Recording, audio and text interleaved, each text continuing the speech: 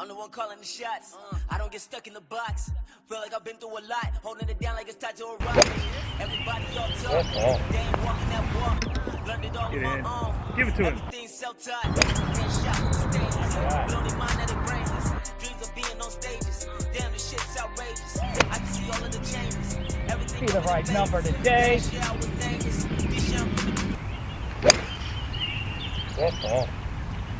Stripe show. Yeah, that's a laser show for the ladies. When it's game time, y'all been stuck on the sideline. Every day I've been rising up. See you niggas on decline, blowing up like a landmine. Your career need a lifeline. Work ethic ain't like mine. Pray to God start seeing signs. Trying to pull up in the I-8. You want to ride, but it's too late. Show me love, but it's all fake. Welcome back to the channel, everybody. As always, it's Ben for Ohio Golf Vlogs. We're out here at a Metro Parks course owned by the state of Ohio. Blacklick Woods was an exceptional course. I had never played this course. I'm playing this tournament 100% blind.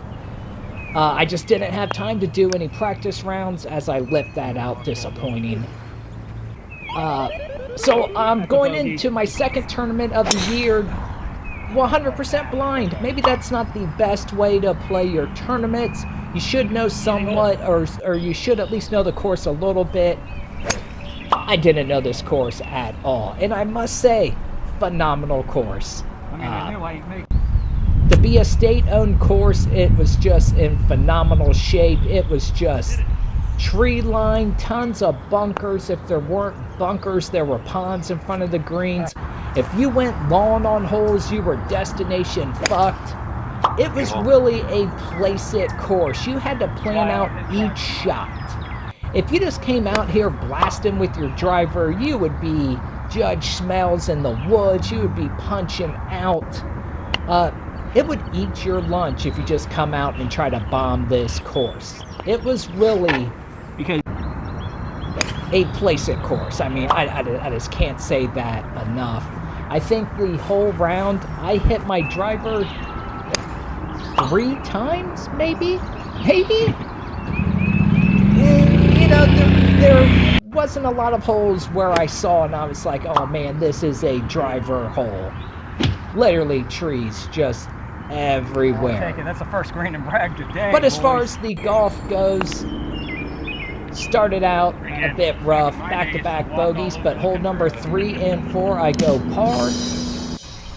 I'm striking the ball well. I feel like I am striking the ball well in this tournament round. I just had never played this course, so I was struggling on some aspects of playing this course. One thing I will say, greens were a bit rough. They were recently punched and they recently were sanded, and it made putting tough. But to tell you the truth, I actually putt phenomenally well and head off to something in this round, and it has a lot to do with the greens were rolling pretty slow, so you could give it a ride and know that your ball's not going to move more than maybe 2 feet past the hole, 3 feet if you like Wayne Dewey it past the hole. So it allowed you to putt maybe a little bit more aggressive than you normally would. Keep it rolling, come on. But as you just saw there, it made parts of this tournament very tough, and chipping was one thing in today's round I absolutely struggled with. It's either I left it 15 feet short or I blasted it by 20 feet. And on hole number 7, I put it 15 feet away. I didn't even have the camera on. Here, unbelievable. Sank the birdie putt. Didn't have the camera on. And you know what I actually did is the camera was on right before my putt. I went back to look at the camera to make sure the putt was in line, and just happened of going back to the camera, I hit the button for a second time. That turned it off. So that shot you see where I'm like, oh man, the camera wasn't even on. That's me actually hitting the button for the 3rd time where it turned it on.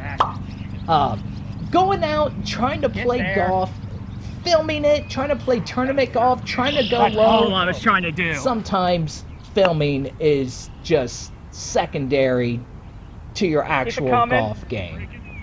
Keep it coming. But as we're wrapping up this front, as I miss a makeable par save, I do go plus 339. 4 bogeys, 4 pars, 1 birdie. Oh, I did. And on this 10, just bad club selection off of the tee. I should have hit like a 6-iron. But I punched out. I trust my 54 wedge. My wedge game is usually decent and world-class up and down right here. Give it to me. Oh, that's world-class. Unbelievable after that tee shot to manage to get that par. I mean, it just doesn't happen much. But in this round so far, I have absolutely drained some putts. I've missed a few putts I should have made, but I have come through making some great putts. Oh, down. And here on this par 5, I literally left that approach, as you see the flag, a sea hair short. If I had another 5 yards, I would have been Eddie money, looking at a birdie instead. I am getting the first double bogey of the day. You hate to see it. You hate to see it. In tournament play, the last thing you want are doubles. I'll take a few bogeys. I'm fine with a few bogeys. Jesse. But doubles and triples, oh man, that is just a score killer. But I come back strong. After that double, I go par, and off of the tee with my 5. I mean, I say it in the intro, it is a stripe show for the ladies. I hit that 5 off the tee so well. And through 13 or through 12, I'm plus 5 after that double, and this right here is just another fantastic par save putt for myself. Like I was saying at the turn, I had quite a few long par saves. Absolutely coming in clutch. I recently switched from the broomstick down to a 34-inch putter, and I'm never going back. It's just the amount of like 10 to 20 foot putts I've made with the 34-inch. It's just unbelievable. And earlier in the round, as I was talking, I struggled on chipping. Either I left it way short or blew it past holes. There was no middle ground with my chipping. That's in it too. Damn it. And coming down here on the stretch, I know 15, 16, 17, and 18. I got to go plus 1 to secure a 70s round. And you're not gonna break that 80 mark by missing 5-foot par save putts. But if I can par out the last 3 holes, I will be looking good. And there you go. The second time I pulled driver all round. 266-yard drive under a tree, but had a clear shot at it. Don't get in that bunker. Ended up just in front of the bunker. And here's one of the few decent chips of the day. And I come through clutch. Another clutch putt. I go into 17 again. Of course, the goal is to break that 80 mark. I blow this tee shot so far right. I'm actually on another hole's fairway. Put me in prime position to approach to this green. No! What I needed. Put it 15 feet away. Just thought I was going to break more. Tap it back in. I'm looking good. I need to go par here. Stripe show. Yeah, that's a laser show for the And after ladies. that great tee, I thought this wedge was also right on. Be up there. Come on. Just Good. ends Kick up left. being shy.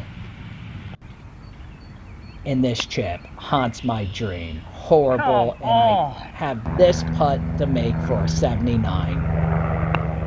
And just an absolute Jabron City putt. Tap it in I for a should've never plus hit an 880. Tournament number 1 of the year. I went 82 at Cumberland Trail Golf Course here at Blacklick Woods. I dropped 2 strokes off of that score. I go 80. Again, I ended up second gross net. This course played so tough in our group. Out of over 50 golfers, even with my penalty strokes, I ended up net second. So far in the season, I'm sitting at third in points. My tournament average is 81. But this is a round that got away from me. I should have hit in the 70s, but the 80s, I will take it. As always, I'll see you guys on the next Ohio Golf Vlogs video. Ain't like me then what you think of me now. I see their faces when I come around. I used to dream about being the king, but now I'm more than a throne and a crown. No one showed me how to make it here.